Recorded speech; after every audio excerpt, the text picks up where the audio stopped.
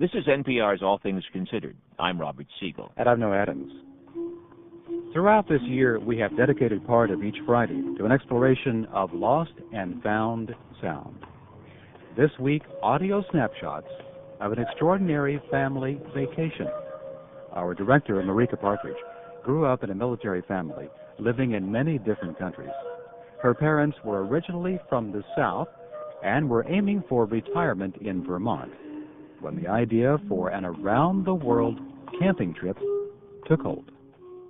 In 1968, we were stationed in Taipei, Taiwan. My dad was on the brink of retirement from the Navy when he bought a portable reel-to-reel tape recorder. It was a German-made Ewer, and somehow he was able to get my technically inept mother to learn how to use it. Watch this. Try something new. Look to your left. Look to your left. This is my mom, Cora. It turned out she had a natural ear for gathering sound. Most military families returning to the States from overseas would fly, but my parents decided that the best way to get back home to Vermont would be to drive. My dad had a plan. We'd explore Southeast Asia and India on various modes of public transportation. We'd take a ship from Bombay to Mombasa, Kenya. We'd go on safari in East Africa. Then we'd drive and camp through India, Kashmir, Pakistan, Afghanistan, Iran, Turkey, Greece, Italy, Switzerland, Germany. The trip would take a year. And of course, there'd be no school. My brother Alan was 15. I was 13. We both played music, so Alan brought his guitar and I packed my flute. Our unofficial homeschooling began in the jungle of Cambodia. I'm recording this afternoon chanting of the monks in Angkor Wat.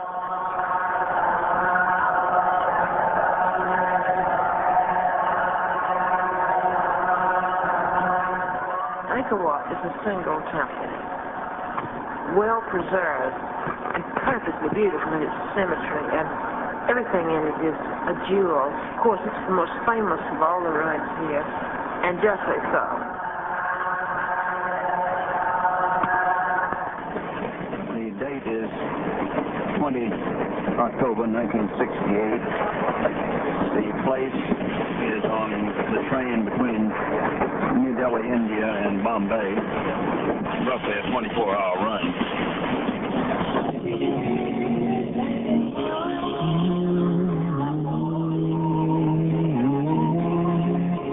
As you can see, we're having musical accompaniment to this tape, so I may stop and join the singing.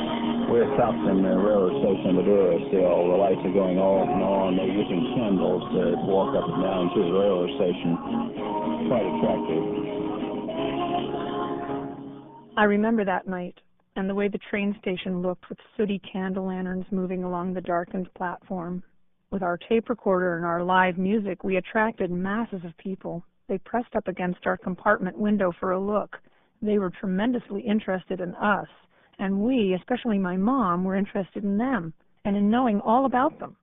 Cora, my mom, was a seeker on an open-minded, lifelong quest for truth and God.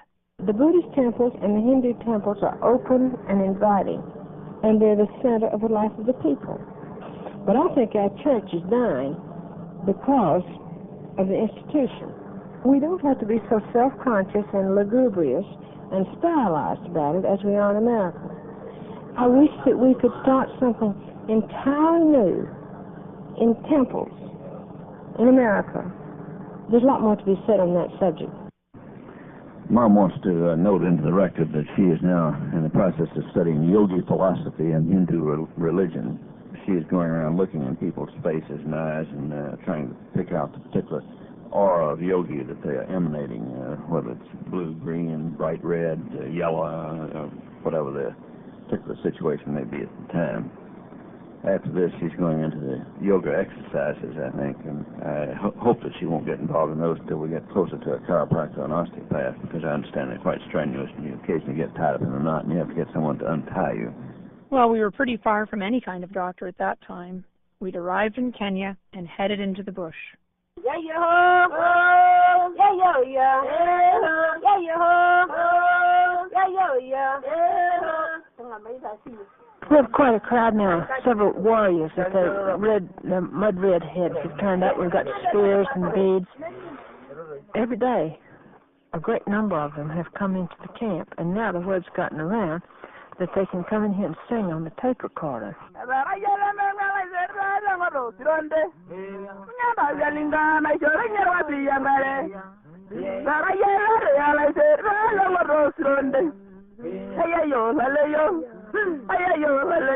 These are Maasai, Morani, quite interesting people and quite independent, by far the most interesting people that we've seen in Africa so far. We camped in Maasai country for about a month and spent Christmas in a cabin at the foot of Mount Kenya.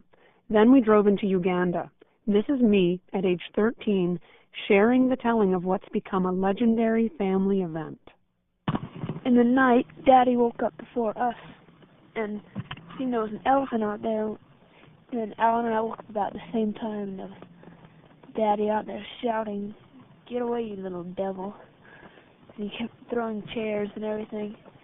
I started laughing my head off, and then I looked out and saw the elephant, and I really started laughing, but then I figured I better stop or Dad would throw a chair at me. The elephant was after the food. The food was in chunks and in the refrigerator. And he very nicely opened them and started eating our groceries. And I threw a couple of chairs at him, trying to hit his trunk and make him move off. So then Mom was screaming, and Mary was just about crying. When the elephant was doing all this, she came over and jumped on top of me with her sleeping bag. She was too scared. The elephant was on her side of the tent. Alan was still laughing, and I was about to wet my pants. I was so scared.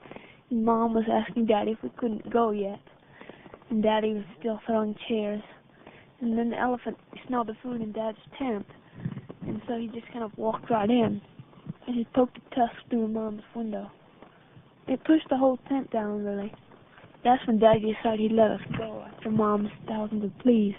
We got into the Land Rover and went and found a park warden who was willing to get involved at 2 a.m. He fired a shot over the elephant, finally scaring him away. When we started cleaning up the mess, we discovered an obscure fact about elephants. We didn't know this, but an elephant slobbers a lot when he eats. And he slobbered all over all the trunks inside the refrigerator and everything. But he ate all sorts of things. He ate 8 boxes of matches, 2 loaves of bread, a can of tomato paste. He had a box of oatmeal, a box of brown sugar, powdered milk, liquid milk. He ate all the sandwich makings we had for the next day. He ate some fruit salad. There was a big long list. We made it the next day in the car. I must confess, my first-hand knowledge of the eating habits of rogue elephants has not come in handy much in the past 30 years. In fact, the decades have buried many details. The tapes from our trip were put in a cardboard box along with the Ewer machine once we reached home. And there they sat, hidden geodes of precious memory. We never listened to them, not even to this passage which captivated me, the flute player, so totally when we taped it. It's spring 1969. Our 5 months in East Africa are over. Now we're in Pakistan, and this circular breathing gypsy musician is playing just for us.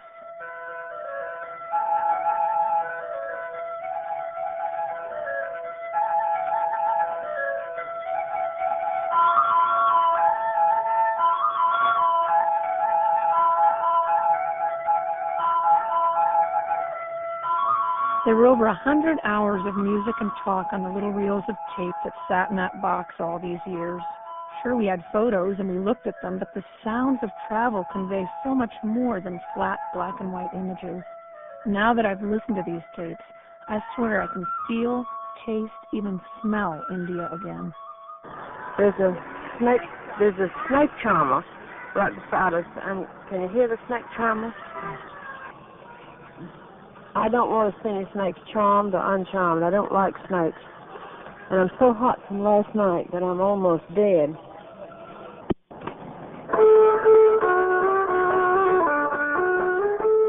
This is music we taped off the radio in Afghanistan. We camped in Kabul for several weeks and happened to be there for a rare match of the country's national sport, Buzkashi. It's a kind of cutthroat polo played on horseback with the headless body of a sheep. Dangerous for riders and spectators, although no one was hurt that day. We drove the southern route across Afghanistan and crossed the border into Iran near the town of Mashhad, which to me looked very civilized. It's real modern, and it's got picture windows in all the stores, and lots of people wear Western suits. It's real rich looking. Tomorrow, our road takes us up to the Caspian Sea. Can we go swimming? And maybe we can go swimming in the Caspian Sea. We did get to swim in the Caspian Sea and ate brown bread and caviar on the beach.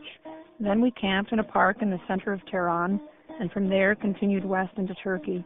It was June, my brother's birthday, which falls a bit before mine.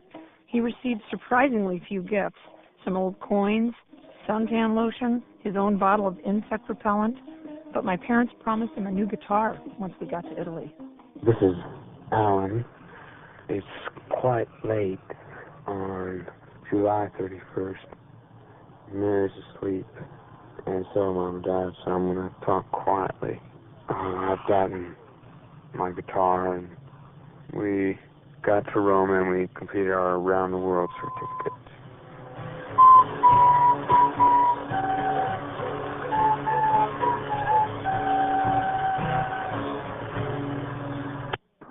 Today is August 7th. It's my birthday. For my birthday present, I got a Swiss music box that plays The Happy Wanderer. It's real pretty. I was listening to it all day in the car.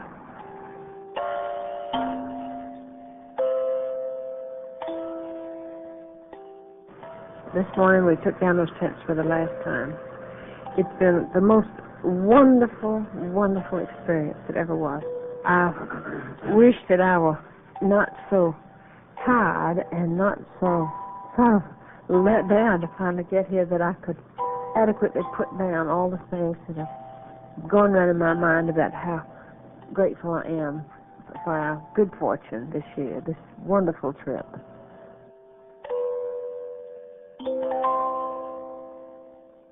We got back to Vermont in September 1969. My brother Alan and I fit back into the American school system as well as we could. Mom and Dad found satisfaction in quiet country living, well, at least for a few years. Then they went around the world again, this time circling the globe as near to the Arctic Circle as possible. Mom figured out that her quest for God could only be answered at divinity school, and at age 65, she became one of the oldest women to ever be ordained an Episcopal priest. She ran rural missions that did approximate Hindu temple worship in many ways. My mom died in February of this year, after 60 years of marriage to my dear dad, who lives across the street from me. My brother Alan and his family are farmers on the family land in Vermont.